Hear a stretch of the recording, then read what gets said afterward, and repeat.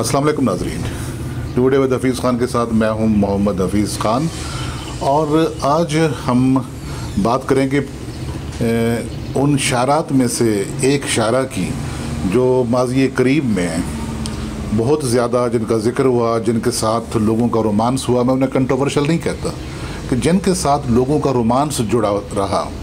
उनमें से एक तो वो हैं कि जिनकी वफ़ात के बाद लोगों ने उन्हें पढ़ा और उनका रोमांस हुआ उनके साथ, और उन्होंने उसको उस तरीके से देखा और अफसोस भी किया कि उन्होंने ज़िंदगी में उनको क्यों ना पढ़ा।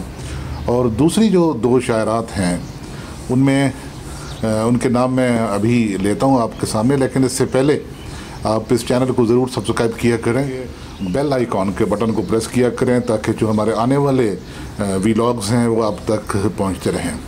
पिछले दिनों हमने आपसे बात की थी मशहूर शायर उर्दू के साहिर लुधियानवी, जिन्होंने नाम पैदा किया बरसग़ीर की फ़िल्मों की नग़मा निगारी में। तो आज उनसे जुड़ी हुई एक शख्सियत हैं और उनका हम जिक्र करेंगे। लेकिन उससे पहले कि दो शायरात जिनका मैं जिक्र करना चाह रहा था कि उनके साथ लोगों का रोमांस उनकी ज़िंदगी में हुआ, तो वो थी अमृता प्रीतम और दूसरी हमारे यहाँ की परवीन शाकिर। अमृता प्रीतम भी इस लिहाज से हमारे यहाँ की शायरा थी कि उनकी पैदाइश 1919 में गुजरांवाला में हुई। गुजरांवाला के बाद फिर उनके वाले साहब लाहौर शिफ्ट हो गए, और जब 1947 में पाकिस्तान बना और हिंदुस्तान तकसीम हुआ तो वो यहाँ से चले गए दिल्ली। तो अमृता प्रीतम अपनी जो उनकी सवाने हयात है रसीद टिकट, उसमें लिखती हैं कि गो कि उनकी पैदाइश गुजरांवाले की है, लेकिन उनकी आधी उम्र लाहौर में गुजरी और आधी दिल्ली में। और दोनों को अगर वो कहती हैं कि अगर मैं दोनों शहरों का, लाहौर और दिल्ली का पोर्ट्रेट बनाऊं, उनकी गलियों महलों का, और देखूं तो बिल्कुल दोनों एक जैसे शहर लगते हैं। अमृता प्रीतम की ज़िंदगी में 3 मर्द आए और तीनों के साथ उन्होंने जो वक्त गुजारा और निभाया ज़हनी तौर पर, तो वो उनके लिए कहीं सुहाने रूह बना रहा, कहीं नाकामी का बायस बना रहा और कहीं अजियत का बायस बना रहा। अमृता प्रीतम की उम्र अभी 11 बरस थी कि उनकी वालदा की वफ़ात हो गई, और जब उनकी उम्र 16 बरस थी तो उनकी शादी कर दी गई, जिसके लिए वो कतई तौर पर ख़्वाह नहीं थी। उनकी शादी कर दी गई प्रीतम सिंह नामी एक नौजवान से। बल्कि वो रसीद टिकट में लिखती हैं कि उन्होंने सोचा कि इससे मर जाना बेहतर है शादी करने से पहले, लेकिन फिर भी जैसे कि हमारे यहाँ मशरक़ी रिवायात के घरानों में होता है तो उनकी शादी हो गई। लेकिन उनका काफ़ी देर तक उनकी औलाद नहीं हुई, और जब 47 में यहाँ से उन्होंने लाहौर को छोड़ा और तो देहरादून के रास्ते वो दिल्ली पहुँची। दिल्ली पहुँचने के बाद उनके जो अपने खावंद से ताल्लुकात थे वो शुरू से ही नहीं बने थे अच्छे, और वो आहिस्ता आहिस्ता ख़राब से ख़राब तर होते चले गए और वो तन्हाई का शिकार होती चली गई। लेकिन इससे पहले जब वो लाहौर में थी 1943 में, तो उनकी ज़िंदगी में एक थोड़ा सा बदलाव आया, जिसे कहते हैं कि कुछ रंग सा आया, और वो था साहिर लुधियानवी की सूरत में। साहिर लुधियानवी 1943 में आए थे लाहौर में, और यहाँ पर वो 1949 तक रहे, और उसके बाद उन्होंने वापस भारत की राह ली, चूँकि यहाँ उनके ख़िलाफ़ कुछ इस किस्म के मुकदमात होने लगे थे कि जिनसे वो घबरा गए थे। अमृता प्रीतम ने साहिर लुधियानवी को कुछ तकरीबात में देखा, कुछ उनके मुशायरों में उन्हें सुना, तो उनके वो रफ्ता रफ्ता करीब आने लगी ज़हनी तौर पर। लेकिन जब वो दिल्ली पहुंची, तो दिल्ली पहुंचने के बाद उस वक्त जो थे साहिर लुधियानवी 2 साल के बाद वो आए और वो सीधे बम्बई पहुंच गए, और उनके दरमियान में जो फासले थे वो बढ़ते चले गए। गो कि अमृता उनसे बहुत प्यार करती थी, और इस पर भी उनकी ज़ात को कंट्रोवर्शियल बना दिया गया कि अमृता प्रीतम का जो प्यार था वो एक मुसलमान के लिए क्यों था, साहिर लुधियानवी के लिए क्यों था, और उनके अपने शौहर के लिए क्यों नहीं था। अमृता जब इधर से जा रही थी लाहौर से, देहरादून के रास्ते दिल्ली, तो उन्होंने फसादात देखे, लाशें देखी ट्रेनों में और कटी पटी लाशें। तो उन्होंने उस वक्त अपनी मशहूर ज़माना नज़म कही थी, आज आँखां वारिस शानो। पंजाबी की ये नज़म जब शाये हुई तो इस पर भी उनके ख़िलाफ़ एक तूफ़ान मचा। सिखों ने कहा कि उन्होंने ये नज़म वारिस शाह को मुखातिब करके क्यों लिखी है, उन्होंने बाबा गुरु नानक को मुखातिब करके क्यों नहीं लिखी। और जो उस वक्त कम्युनिस्ट तहरीक का बड़ा ज़ोर था, उन्होंने कहा कि ये नज़म उन्होंने वारिस शाह को मुखातिब करके क्यों लिखी। उन्हें तो इसमें जो जिस तरीके का उनका बयानिया था, जो नैरेटिव था उनका, उनकी जो फ़िक्र थी, तो उन्हें तो कम्युनिस्ट तरीके से इसे लिखना चाहिए था और उसे मुखातिब करना चाहिए था जो कम्युनिज़म के बड़े हैं। तो इस तरीके से उनकी ज़ात को कहीं भी नहीं बख्शा गया। पहले उनको कंट्रोवर्शियल बनाया गया उनकी शादी के हवाले से, फिर उनकी जो शायरी के हवाले से, क्योंकि वो बेबाक थी, वो किसी से डरने दबने झुकने वाली नहीं थी, जैसा कि हमारे यहाँ सारा शगुफ्ता और आपने देखा किसी हद तक परवीन शाकिर भी। लेकिन उनके यहाँ ये जो बदलाव आया वहाँ भारत जाकर, वो था साहिर की उनसे दूरी। फिर एक रोज़, ये 1960 की बात है, कि जब साहिर के बारे में उन्हें पता चला कि उन्होंने किसी और जगह किसी और से दिल लगा लिया है, तो वो अरसा उनकी ज़िंदगी में बहुत एक खला पैदा हुआ और तन्हाई का खला था। तो इस खला को पुर किया इमरोज़ ने। इमरोज़ एक बड़े बाकमाल पेंटर थे, मुसव्विर थे और रंगों से वो खेलते थे।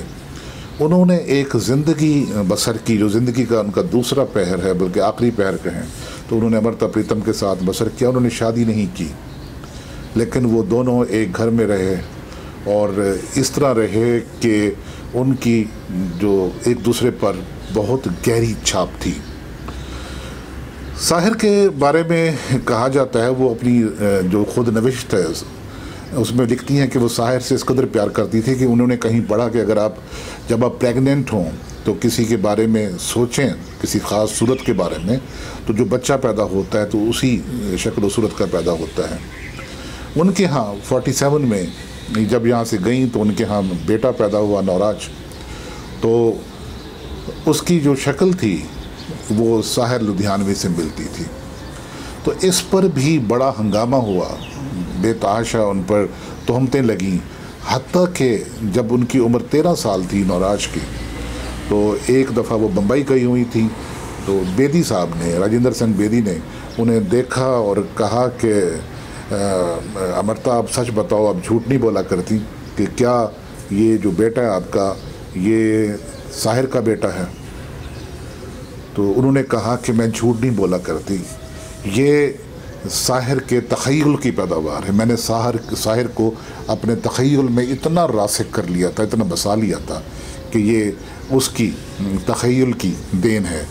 इसी तरह जो उनका बेटा था नौराज, उस पर भी इतने उसको ताने मिले, बाहर भी, रिश्तेदारों में भी, और जहाँ जहाँ वो जाता था। तो उसने एक रोज़ अपनी माँ से पूछा कि अम्मी सच बताओ कि क्या मैं साहिर साहब का बेटा हूँ, आप मुझे सच बताना, क्योंकि मैं भी साहिर साहब से मोहब्बत करता हूँ।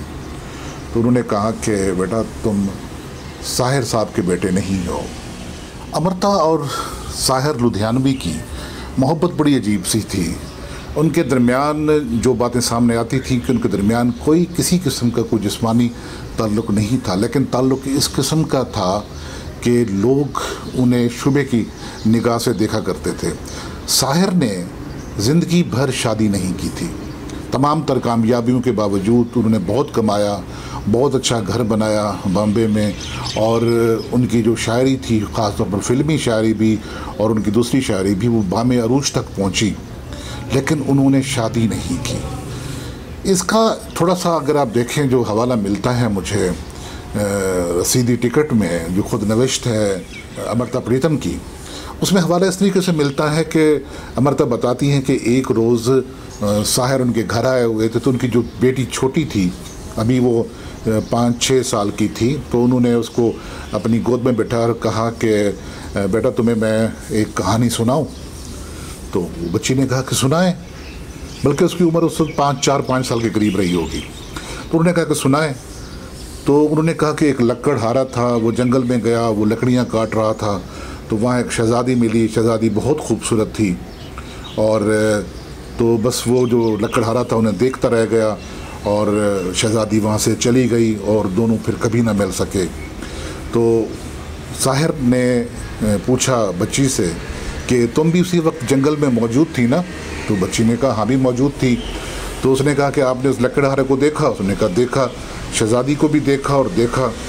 तो वो लकड़हारा कौन था? उसने कहा कि अंकल वो लकड़हारा आप थे।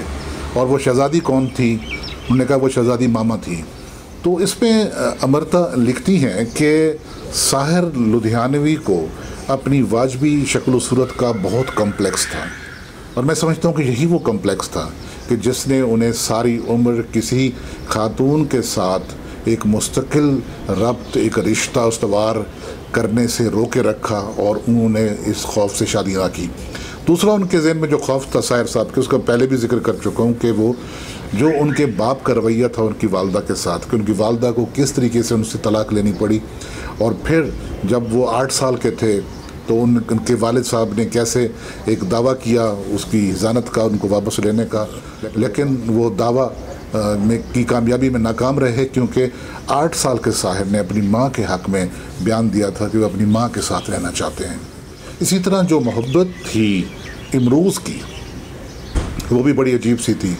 इमरोज़ उन्हें लेकर जाते अपने स्कूटर पर अमृता प्रीतम को स्टूडियो जहाँ पर साहिर लुधियानवी आए होते, वो बताते हैं कि अमृता उनके पीछे बैठी हुई उनकी पुश्त पर अपनी उंगली से साहिर साहिर लिखती रहती थी, लेकिन इसके बावजूद उन्होंने उनसे बेतहाशा मोहब्बत की इमरोज़ ने और उन्हीं के सहारे, अमृता के सहारे पूरी ज़िंदगी उन्होंने गुजार दी।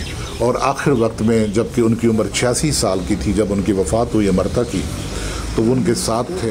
ये मोहब्बत की कुछ अजीब शक्ल हैं जो हमें अमृता प्रीतम की ज़िंदगी में दिखाई देती हैं। एक वो अनवांटेड या गैर मतलूब या नामतलूब शादी प्रीतम सिंह से कि जिनका नाम उन्होंने पूरी ज़िंदगी अपने नाम के साथ लगाए रखा तमाम तर नफ़रत के बावजूद। एक वो मोहब्बत साहिर से जिसमें कोई जिस्मानी ताल्लुक़ नहीं था, लेकिन वो उन्हीं के तसव्वुर में उन्होंने ज़िंदगी का आधा हिस्सा बिता दिया। और फिर जब आधा हिस्सा था उसमें इमरोज़ आए। इमरोज़ से उनको मोहब्बत नहीं थी, लेकिन वो मोहब्बत से भी बढ़कर एक दूसरे के करीब रहे, साथ रहे और उन्होंने ज़िंदगी गुजार दी। यहाँ पर मैं एक छोटा सा एक वाक़या मैं बताना चाहता हूँ कि इमरोज़ किस किस्म के वो थे, मुसव्विर थे या किस किस्म के इंसान थे, बिल्कुल दरवेश मनश के। वो लिखते हैं कि एक दफ़ा एक साहब आए जिन्हें पामेस्ट्री का उसमें कमाल हासिल था, तो उन्होंने अमृता का हाथ देखा और कहा कि आपके हाथ में दौलत की बहुत बड़ी लकीर है और आप बेताशा आपको दौलत मिलेगी। फिर उन्होंने इमरोज़ का हाथ देखा, उन्होंने कहा कि आपके हाथ में जो दौलत की लकीर है और किस्मत की लकीर है वो टूटी फूटी है और आपके पास ज़्यादा पैसा नहीं आ सकेगा। तो इस पर इमरोज़ ने क्या किया, उन्होंने अमृता का हाथ पकड़ा और साथ अपने रखा और उन्होंने कहा कि कोई बात नहीं, हम दोनों एक ही लकीर से काम चला लेंगे।